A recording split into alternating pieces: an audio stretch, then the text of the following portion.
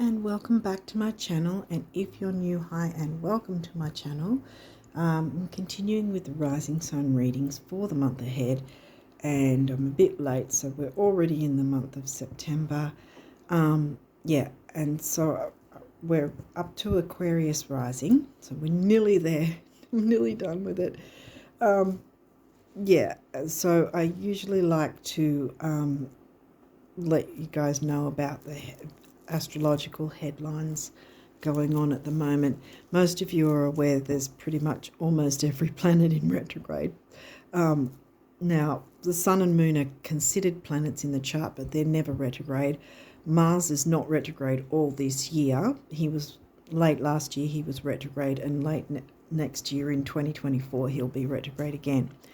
So there's no post shadow, there's no nothing with Mars. He's just completely direct. We had Venus retrograde.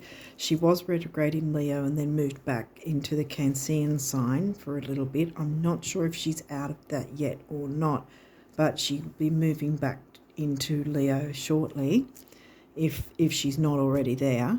But also, since she's stationed direct, she's now in her post-shadow phase, and that my calculations would be that it's probably she'll be in her post-shadow until early October, about the 4th or 5th, because she's a slower moving planet than Mercury, and Mercury is usually a post-shadow phase of about 2 to 3 weeks. But yeah, Venus is going to need longer. Yeah, so Neptune and Chiron are in Pisces, Saturn's in Aquarius, Pluto's in Sag, Mercury's in Leo, Jupiter's in Aries, Uranus is also in Aries. Now also something that I made a little bit of a mistake about the last couple of months, because I was thinking that the eclipses weren't until later in the year, around December, but I mixed it up because what's going on in December is that Jupiter will finally be stationing direct on the 30th, right at the very end of December, which means then he'll be moving into his post-shadow phase. But that means that the eclipses aren't then, they're actually next month in October. We'll have the solar new moon eclipse in Virgo. That'll be happening around about the 14th of October. And then 2 weeks after that, around the 28th of October, we'll have the lunar full moon eclipse in Aries. And the reason I'm mentioning the eclipses of next month is that we're already in the doorway. We're already of both eclipses. We've got that energy swirling around us right now, including all the retrograde energies. So, because eclipses, the pre-shadow and the post-shadow can be at least 3 months either side of the actual phase itself, the eclipse phase, similar to retrogrades. So with eclipses and the retrogrades, we shouldn't fear it, because these energies aren't here to punish us. They're here to help us improve our lives, so we have a better quality of life and we're moving forward in a more harmonious, peaceful, joyous way, to improve our life. That's the whole point, that they have these energies for us to work with. So with eclipses especially, you want to be in the driver's seat with them, because you really don't want to be on the wrong side of those, meaning that if perhaps there's something you're avoiding, or that you're clinging on to something or someone that that is not good for you, probably sabotaging you perhaps, or something like that, any energies like that. If there's something that if you're brutally honest with yourself, because you have to be, especially with the eclipses, if you're brutally honest with yourself and it's not something you should have in your life, or it's not working for you in some way, then work through that now. Otherwise, when the eclipses come through, if they haven't already had this happen, if you haven't had this happen already, they will take you out of that situation in some way. Whatever situation it is, they'll sort of pull the carpet from under you and go, well, if you're not doing the work I'm going to, there you go, now move forward. They're not here to punish you. They're not, how do I put it? They don't use logic. We try our best to use logic, but they don't use logic. They work purely, the same as the retrograding planets. The universe, it works purely on energy. So what we're putting out there, we're getting more of, you know. And in that sense, if we're ignoring a situation and it's going to get worse and worse, it's not going to improve things. The eclipses want to get us out of any difficulty and move us forward, you know, in a better way, and have a better quality of life for ourselves and others. And if we're hanging on to something in that sense, knowing that it's not good for us or anyone else, then the eclipses want to take us out of that situation. And it can be really difficult if, you know, if we do cling on to things, if we don't know how to work with the energies. But there's so much good that can happen. Like I said, if we're already aware of it, we can look into things, be honest with ourselves. And the eclipse energies don't happen, how do I put it? They don't affect absolutely everyone the same way all the time. Like some people can sail through an eclipse and not even know it happened, you know, pretty much because whatever part of the chart it hit for them didn't really need work, for instance. So have a look into where it's hitting your chart. Well, the eclipses, like, well, the new moon eclipse is in Virgo, so that's the new moon energy wanting to bring the new in. So that'll be in Virgo next month. The full moon eclipse will be in Aries. So where Aries is hitting your chart is the third house for you. So that's about communicating and being bold with communications. And Jupiter's also in Aries. So there's going to be that expansion thing going on for you.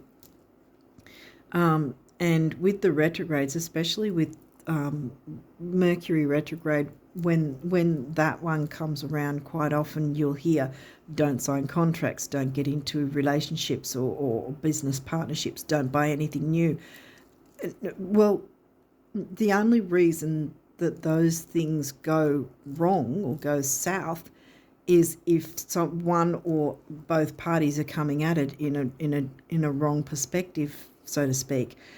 For instance, if you're trying to do something purely out of ego, when I say it could be anyone of any sign. If you or someone else is coming from ego and just wanting status, and they're not really wanting to better not only their lives but the lives of others, then yeah, it's going to fall apart, whatever it is. And the same with if you've got a perfectly well working car, for instance, but you want to have like an expensive Audi or Maserati or what else is there? Mercedes-Benz or some really expensive car just because you want it for status, then things can happen, like it can keep breaking down, or you'll have a problem with the service provider, you know, when they do the car servicing and all that. So anything could go wrong, or electronics or something, you know, you'll keep getting problems because of the fact that it wasn't bought in a way to improve your life. It was just for the sake of ego and status. So you don't want to be coming at it from that angle. But where contracts can work either is, like, say for instance, if you wanted to get into a partnership with someone in some way, or someone wanted to do that with you, you shouldn't fear that if both parties are open to growing, changing, evolving over time, perhaps bringing in certain additions or tweaking and changing certain things over time. If you're both open to that, it's going to work. Where it doesn't work, in the same, this is where it comes in the same as even if it's not an actual contract, but more an emotional contract of a romantic relationship, for instance, where it won't work is if you're not willing to grow, evolve, and change. If you're static and you're rigid and you're going, this is how I want things to be, and that's it. You know, no room for expansion or growth or evolving together, you know, then it's all going to fall apart. But where contracts can work, like I said, is either if you're coming together with someone else other parties, and everyone's open to growing, evolving, changing, and everybody sort of brainstorming together, then it's going to work in your favour. Many businesses are built in retrograde time frames, and many of them still work because of the attitude they've had right from the start. So on another side of contracts, for instance, if you have, like, on the other side of the scale, if you have, for instance, a car that's run down, it's on the verge of being dangerous to drive, well, clearly it needs to be replaced, repaired or replaced, because there's repairs can be part of it as well. But if, say, it needs to be replaced, but most people go, oh, I don't want to buy a new car or a new house because it's Mercury retrograde. But that's precisely why you should, if it's to improve the quality of your life for yourself and others.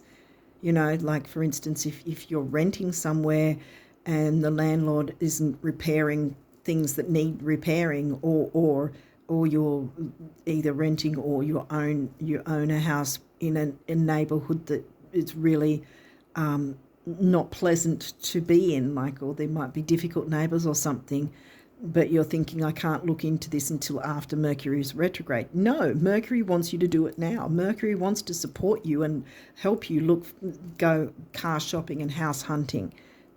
The retrogrades want to bring forward and show you what is available to you. Then you have the choice of whether you do or don't want to do anything going ahead with it. But at the very least, if you're open to allowing the retrograde planets to show you what's available to you, depending on which planet it is and what sign it's retrograding in and where it hits your chart. If you're open to, allowing yourself to see what's available, at the very least, that's still working with the retrograde energies, which is what they want for you. Whether you decide to go ahead with something or not, at least be open to seeing what's available. And that's a great way to work with them. There's also, if someone's signed a contract and then they're like, oh, I don't know if I should stick with it, I'm not sure if I can commit, to all these, demands or whatever you want to call it, regulations or whatever. There's, as far as I know, there should be a cooling off period. It's called a cooling off period, where it might be like a week, 2 weeks, or up to a month after signing the contract, where you can then choose to, void the contract and get out of it, which, might either have no repercussions, or you might have to pay a fee for, exit fee or whatever. But at least you're not going to have the stress of worrying if you can keep to that contract sort of thing. That's also something that can be open and available to you. What else? See, also the thing is with Mercury retrograde as well, maybe there's some sort of item that you bought that you're not keen on and you wanted to return. Well, now you can return it without any problem. So the retrogrades can have all these energies that work with you, and there can even be the option of, say you wanted an item or clothing or some sort of item that was at a higher price, but when the retrogrades are here, suddenly it's a cheaper price, or the place that's selling it is having a closing down sale and it might be 50% off. These sort of things can come on because they're showing you what's available to you. Whether you choose to grab that opportunity or not, that's your choice. But the retrogrades are here to show you what's available for you to look into and see whether you want it or not. So we shouldn't fear working with the energies of the retrograde. I say a lot of the time I actually look forward to the retrogrades, because I sort of think if there's something I need to know or work through, then I want the retrogrades to show me. I look forward to it because there's so much. Now I know there's so many good things that can come from the retrograde energies to improve the quality of our lives, you know. I think that's all that I needed to explain. I know I've been chatting for a while. I don't know how long, but yeah, hopefully it makes sense. So let's jump into your cards because you've got quite a few here, so I don't know how long this one's going to go for, but yeah, sorry about that. But hopefully this makes sense and gives you a bit more confidence to be able to work with the retrogrades and the eclipse energies to your favour. Okay, what have we got here? Waning crescent. So that's after the full moon, heading towards the new moon. So it's the last bits of full moon energy of releasing and getting ready for the new moon energy.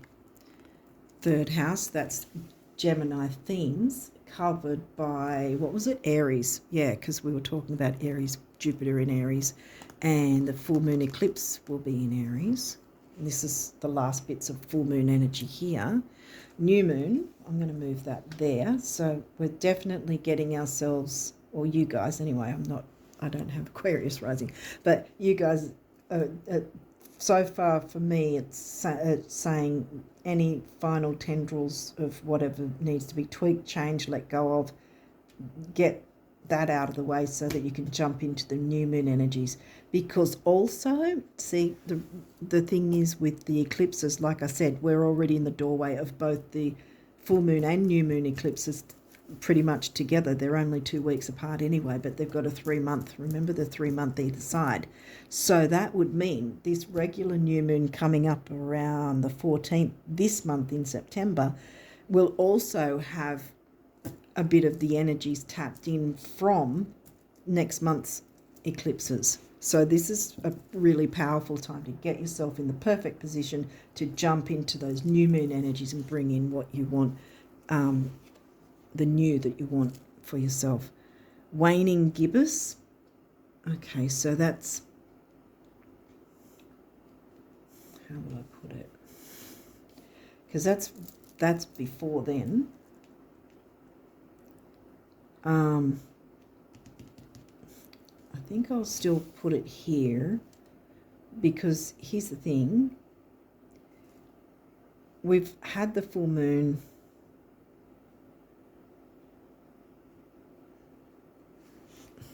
Waning crescent, waning gibbous. What do I want to get from this? Because that's the full moon and then 3 days after the full moon, see?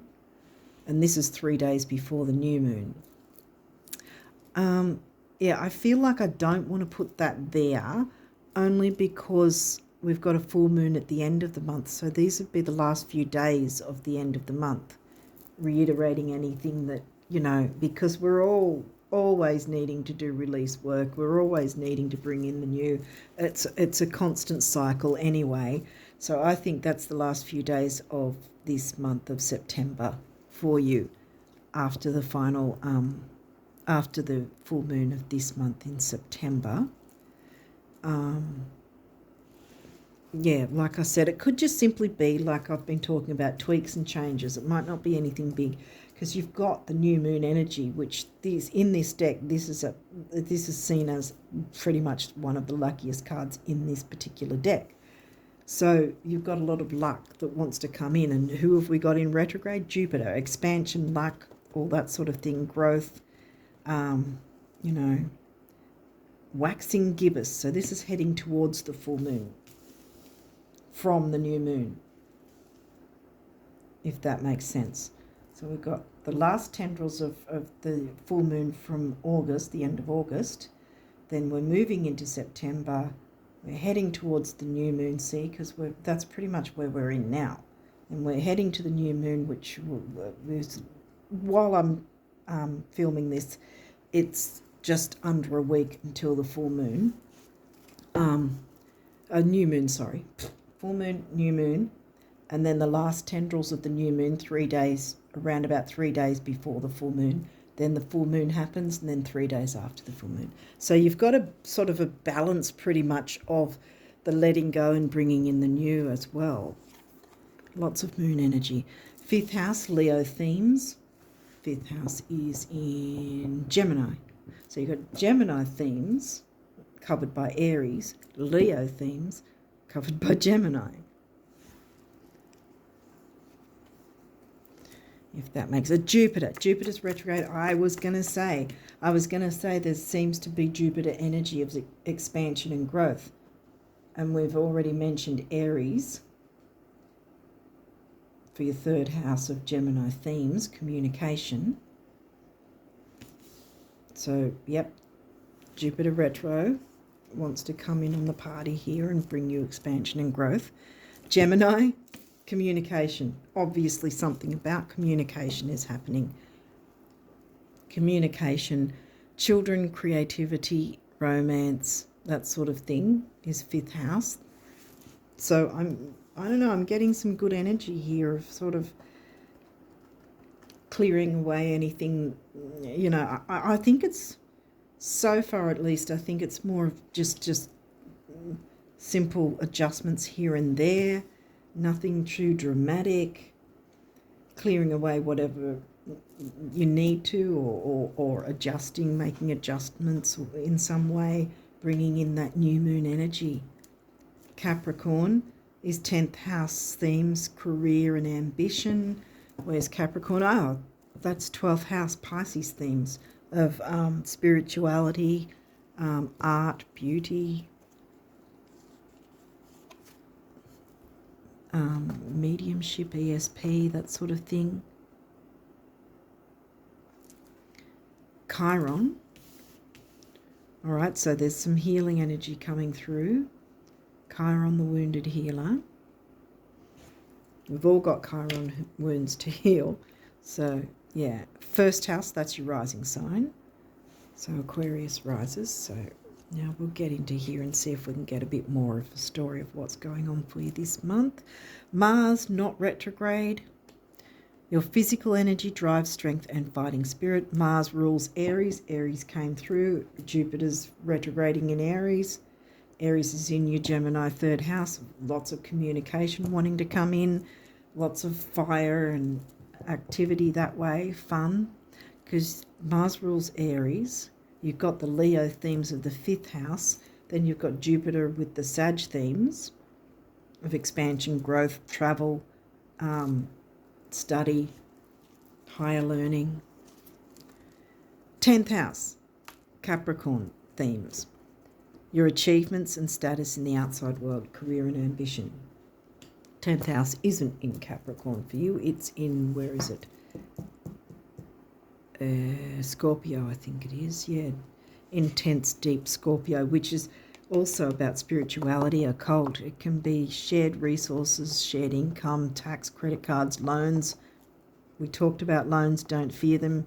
If it's going to improve the quality of life in a genuine way, then don't fear them, because yeah, it will, the retrogrades are going to help you with that. Okay, Cancer, home and family, the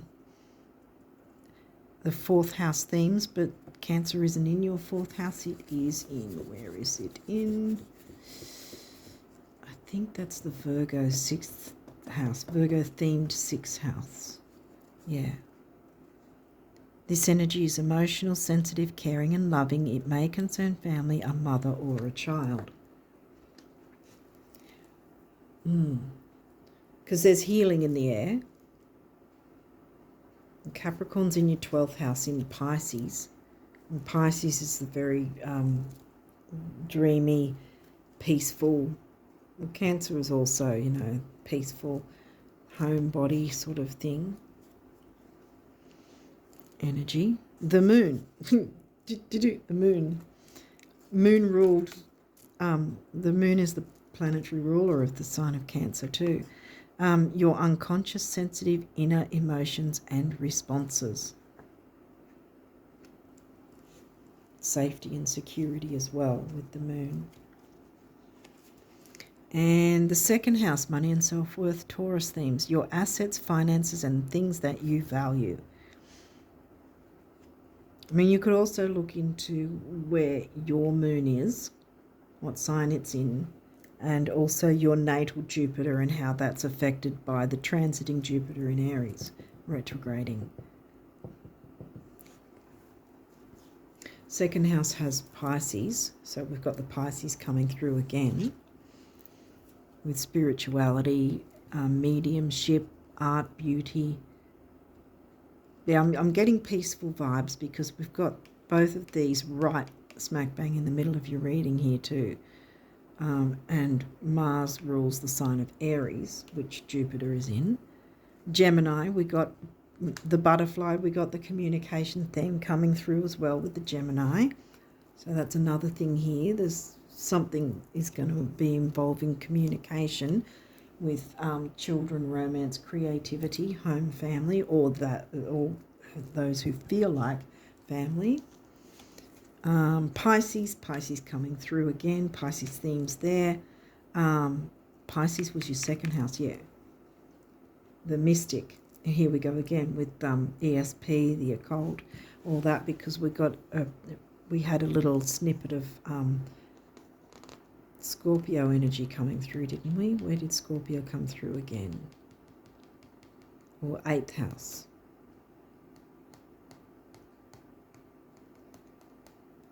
Where did Scorpio come through again? Yeah, Virgo is your 8th house. Scorpio's your 10th. Right, that's where it came through. Yeah, because I'm sort of looking for Virgo and can't find it. So yeah, Scorpio's in your 10th. Sagittarius, Jupiter is the ruling planet of Sag, the Voyager. Go on a metaphysical voyage because it'll be healing. Scorpio, boom, there you go again. Scorpio's in your 10th, the animal. Dare to be you. And Taurus, second house, money and self-worth themes, the bombshell. See? Dare to be you. And Taurus is, where is Taurus in your 4th house, home and family? See? Okay, so these may or may not have reversals. I'll walk you through it if we do. This isn't reversed. Leo, Sun ruled Leo, 5th house themes. Shine, time for you to shine. Yes. See, look, new moon energy is coming through. 2nd house, again, resources, also upright, money and self-worth. Wow. 2nd house is in Pisces. Lots of Pisces coming through as well. Okay, you want this card in reverse because look at it. It's square, semi-square, quincunx, tension. See, you want this one in reverse because this is an aspect and it's a difficult one when it's upright. It's not difficult at all. That's what I'm getting. You're not going to have difficulty from that. Chiron, well, we're all needing to, yeah, okay. I was just about to say we're all needing to heal our, always work on our healing our Chiron wounds. We've all got them. But what I just got straight out before I said that, said it anyway, was that Chiron's in retrograde, asking us to take a look at anything that's coming up for us that needs healing. You know, being open to what it shows. Chiron's not a planet, but yeah, he's in Pisces. Again, Pisces. He's retrograde. Karmic. Okay, and what else? Aquarius, collaborate. And this is upright as well. Aquarius is, where is Aquarius? Oh, of course, your rising sign. Collaborate, yeah.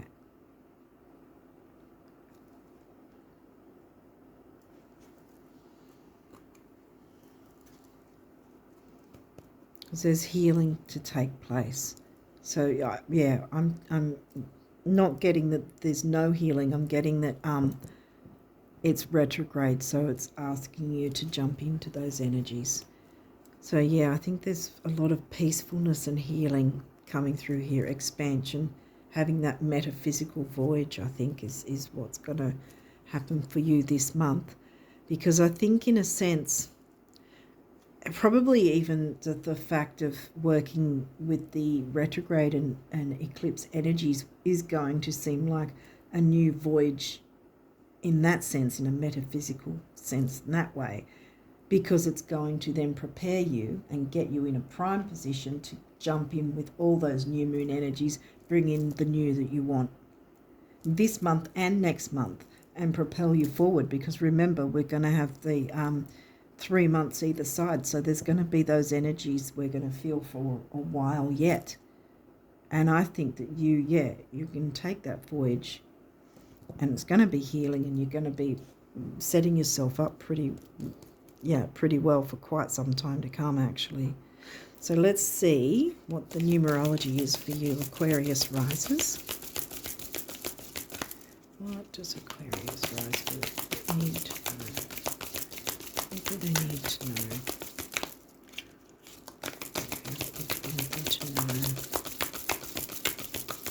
Okay, you're being specific now. Whoop, here we go, starting up. Any other messages? Any other numerology you want? Okay. What's this? Change. Wow. Okay, I think this is the only one that wanted to come through. Turquoise is very healing. Chiron. Yeah. Okay, so healing colour of turquoise, and number 5 is freedom. I think that's sort of like drop the mic right there. Time to free yourself and perhaps others, in the sense of being free to interact and communicate together in a more easygoing, easy flow way, you know, in a more peaceful way. I'm getting peaceful vibes here. Yeah. Because freedom doesn't necessarily mean that you have to get out of a relationship, but there's freedom within the dynamics of it for you and others, so which will bring more peace and love and contentment all round. That's what I'm getting. I'm getting contentment, definitely. Okay, so what does the universe want you to know about abundance for September, the rest of September? For the Aquarius risers. Any other cards you want? Run through one more time. Okay. Any other cards? Really? Oh, you do? Okay.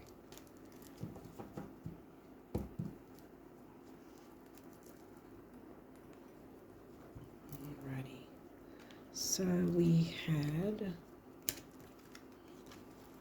Sunflower, Sun ruled Leo. Shine, Leo, 5th house. So yeah, I think that you're going to have some really lovely energies this month. Got it the right way? Oh, it's that way. So it went that way. Yep. Okay. Oh, look at this. Great big ear-to-ear open-mouth smiles are responsible for far more sizzling romances, salary increases, life extensions, and calorie burning than your dentists, doctors, and financial planners will ever comprehend. Show us your tonsils, the universe. Yeah. It's time to smile. I'm just getting really gentle, lovely vibes from this, from you guys this month. Oh, sorry. These don't have reversals, so don't worry. I sometimes can't tell with the picture. Well, yeah, because look, there's some trees there. Sorry. Anyway, if it was just about surviving, getting by, and keeping things the way they are, then how would you explain your wild imagination?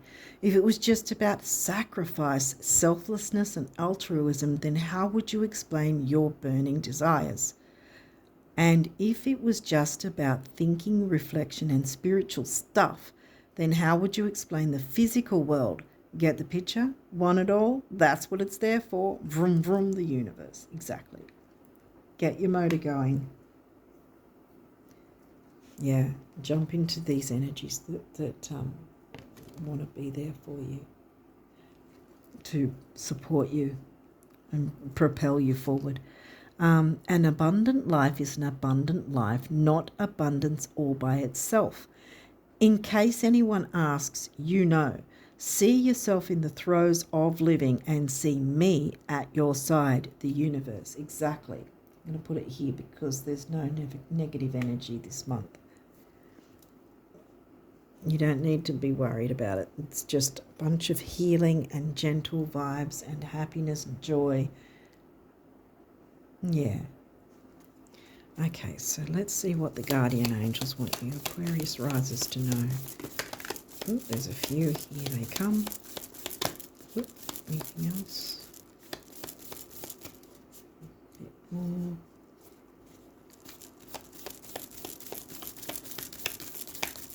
Okay, no, all right.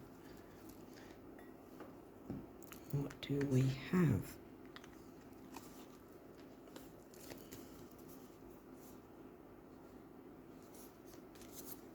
Okay. Forgiveness. Holding on to a past hurt is preventing you from moving forward and achieving your heart's desires. Let it go. Forgiveness does not mean that you condone another's actions. It simply means that you are no longer willing to be a perpetual victim to a particular person or event. Blame is a waste of your precious energy. Bless and surrender the past, for in doing so you will reclaim the joy of life. Joy, see? Joy, joy, joy.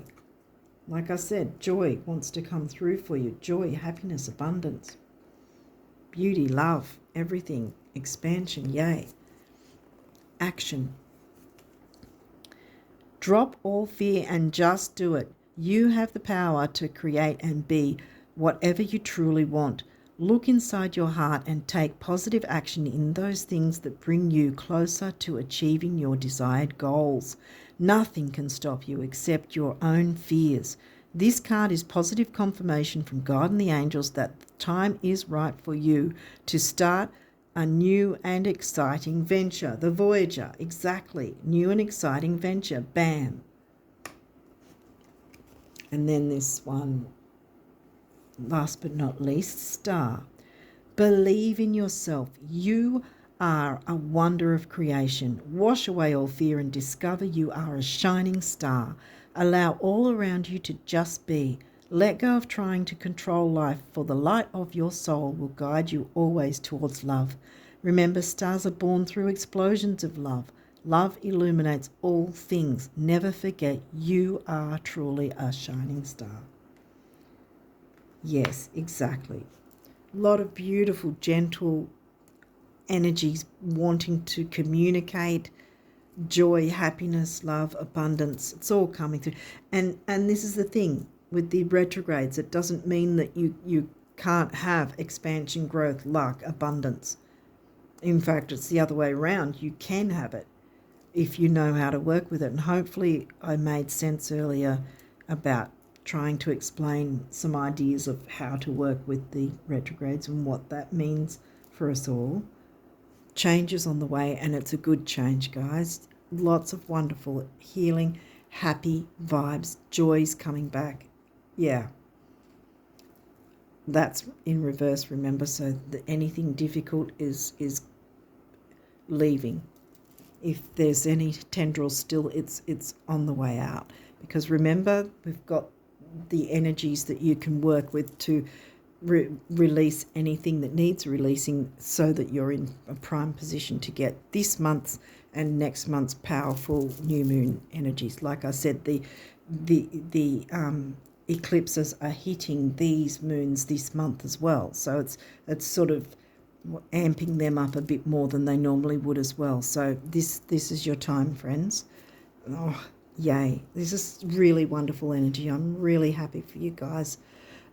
So yeah, on that note, I wish you all the best of luck, expansion and growth and joy and happiness, everything that your heart desires, and healing and abundance, all for you for this month and onwards, Aquarius risers. And until next time, bye for now.